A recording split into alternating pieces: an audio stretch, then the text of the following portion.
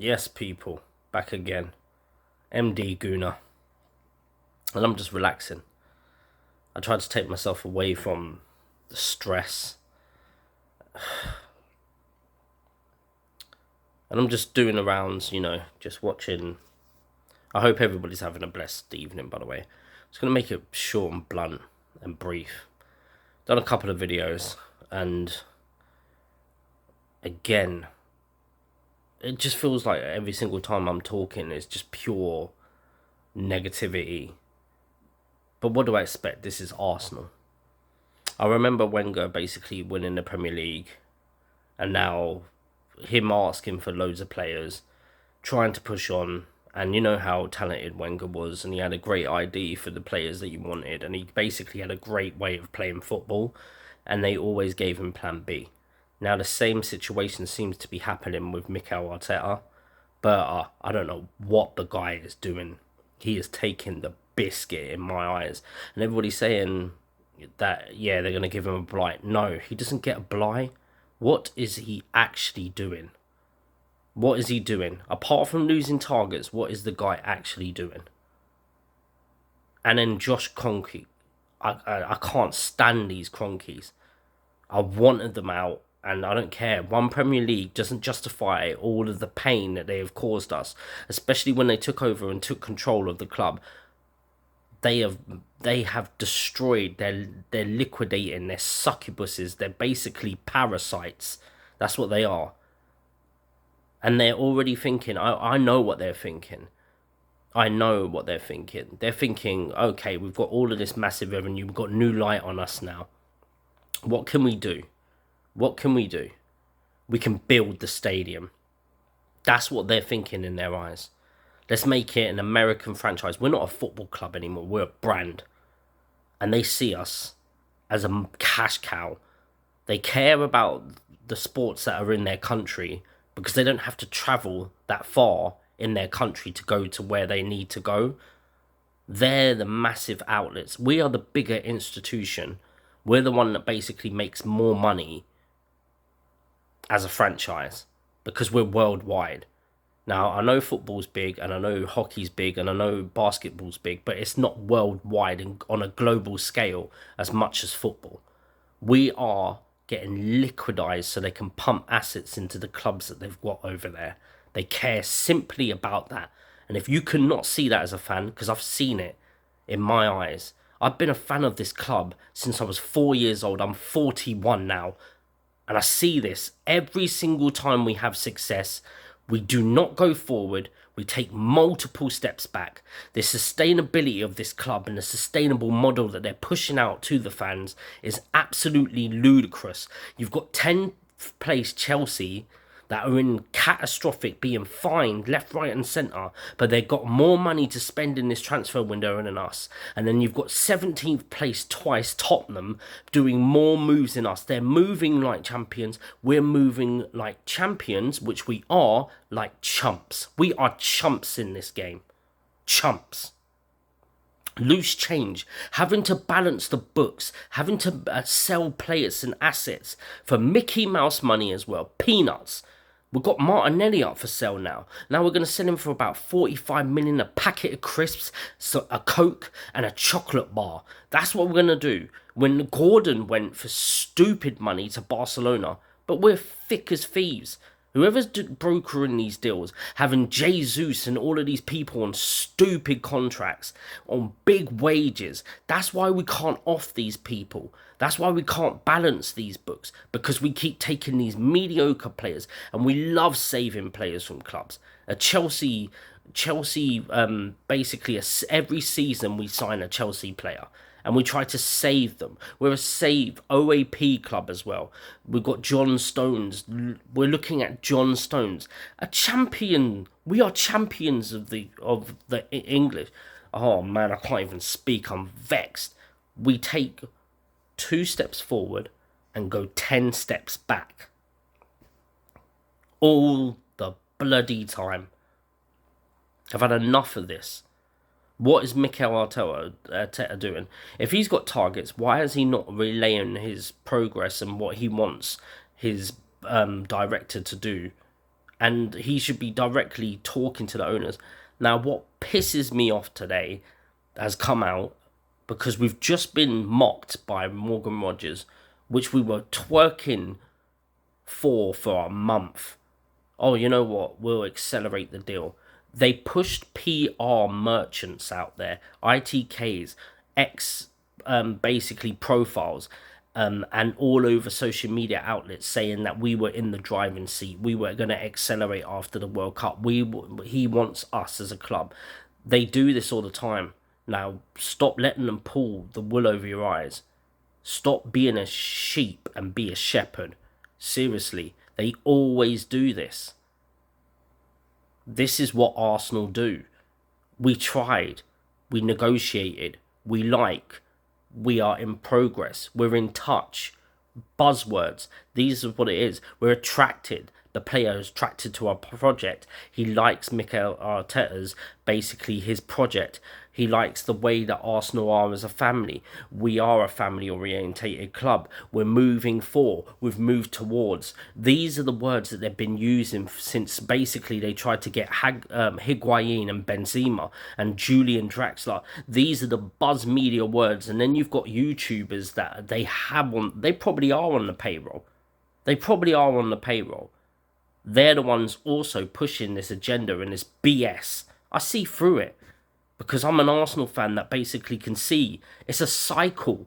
It's a continuous cycle. Get to the pinnacle and then drop down. Get to the pinnacle and drop down. Because basically what it is that it's sustainable funds. Oh, top four might be good this year. That's what they're thinking. We've done our highness now. We're allowed somebody else to take over. They don't want to build a dynasty, but they'll say that they want to build a dynasty. This is what they do. And Mikel Arteta would be very happy, and he's very well paid and very comfortable now. He's had success at Arsenal. So now we all look at him, well, I don't look at him, but other people will look at him like, oh my gosh, he's so good as a manager. He's doing it. He's up there with the Peps or he's basically dining at a table now that he's got that Premier League championship. No, it's pathetic. And if you don't open your eyes to this, you'll always be in that person that they will just say, you know what, we're going to leech off this group and you'll follow. Just like I said, stop being a sheep. Be a shepherd. Think for yourself. See what they're doing. Because you can see it. It's like it's continuously happening. And again, why I'm making this video is now that I'm hearing that Bruno Guimaraes, another target might be hijacked and Chelsea are in the same situation again. Or there's another Premier League club in the running also. Another player that we've been talking to for a lengthy amount of time. So first it was Monga. And then everybody could say that it wasn't. But yes, we were in for Tonali because we went through him in January. And then he went to Spurs. Then Monga was put in. And I probably did repeat myself. Then we lost out to Morgan Rogers. And he basically mocked us in a video. Now Bruno. What is going on? Like, what the blood clot is Berta doing, man? Seriously, this guy needs a backhand. And Josh Kroenke needs a backhand. And Mikel Arteta needs a backhand. They are making us look like mugs. And everybody's lapping up all of this. Oh, and you know what? Another thing. I'm sick of these fans that put up another massive block, like a wall in front of their face. Oh yeah, but we didn't want to pay 117 for Morgan Rogers. He weren't worth that. Whatever the club that owns that player, they have the entitlement, because they're in the driving seat, especially if they're under a long duration in a contract. Yes, you can negotiate, but that player belongs to that club, so they can dictate in this market, which is going absolutely crazy, and we're so getting left behind the times as well.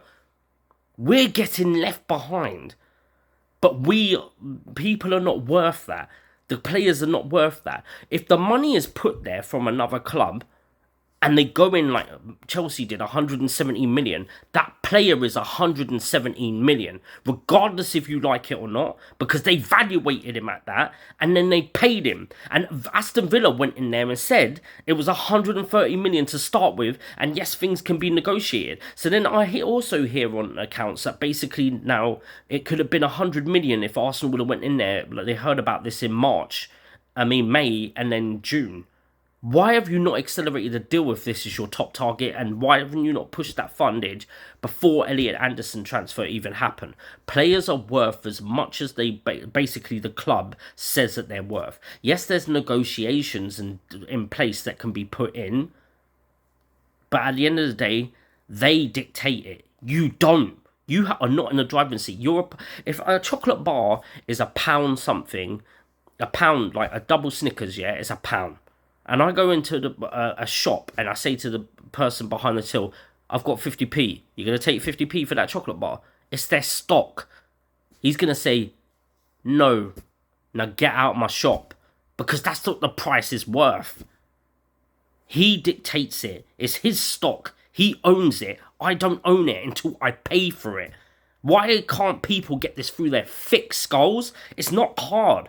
If you go into a PlayStation, for instance, when it comes out, it costs like £699. You think you can go in there with £400 and try to buy a new console? Or a TV? Or clothes? Or food? The price is what the price is. You don't own it until you buy it. I don't understand how people are so thick. And then on top of that, what I'm also saying, yeah, is... yes, if you don't think he's worth that value, then you can be entitled to your opinion. But at the same time, if that's our top targets, we can't keep losing out to our top targets, especially to rivals. It's going to be four players that we've been in for, 4 players that we've been twerking for, 4 players that you've been pushing PR at, 4 players that we've listened to and on ITKs and all Instagram and all media outlets for 4 weeks. How have you not got an idea or a plan, a backup plan? And the fact that we're champions and we're having to move to backup plans is so dumb. This club it's a Mickey Mouse show. It's like an episode, yeah. You know what? If like a drama team basically freestyling. Every episode hasn't got a script. It's just you improvise. That's what it is. Every episode that you watch. So there's no actual like backbone to what we're watching. It's not an actual script. It's just improvisation. That's what it seems like at Arsenal. You'd think that a £1 billion club, and I say club, loose term, brand, is just run stupid. And the owners that are American don't give a damn as long as that revenue and that money's there. As soon as they took 100% of this club, I knew we were in the toilet. I wasn't happy about it, and I still ain't. Anyway, and by the way, I'm not attacking you fans. You're allowed to have your entitled opinions.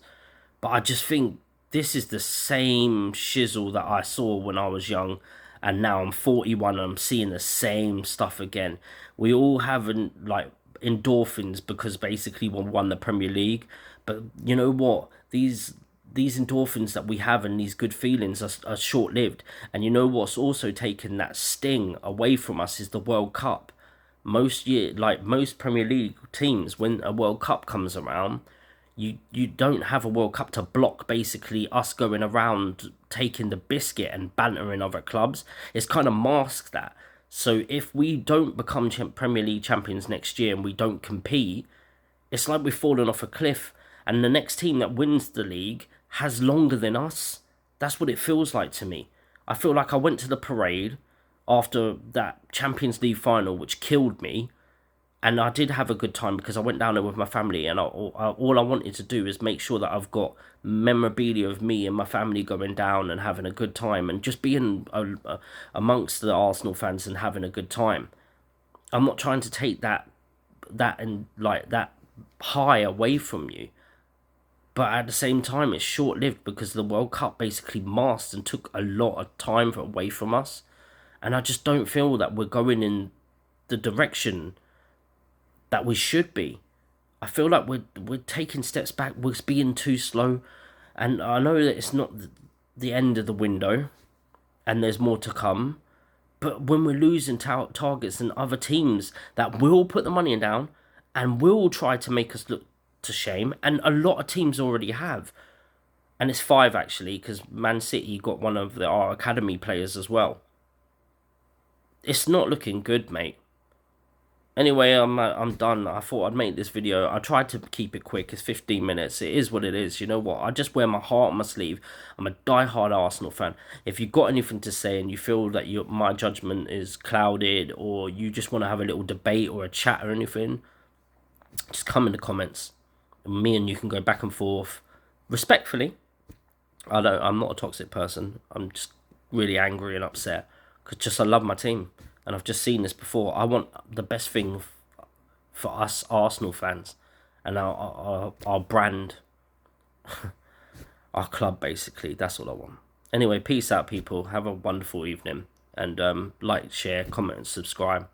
And yeah, if you want to debate, I'm here. Peace out.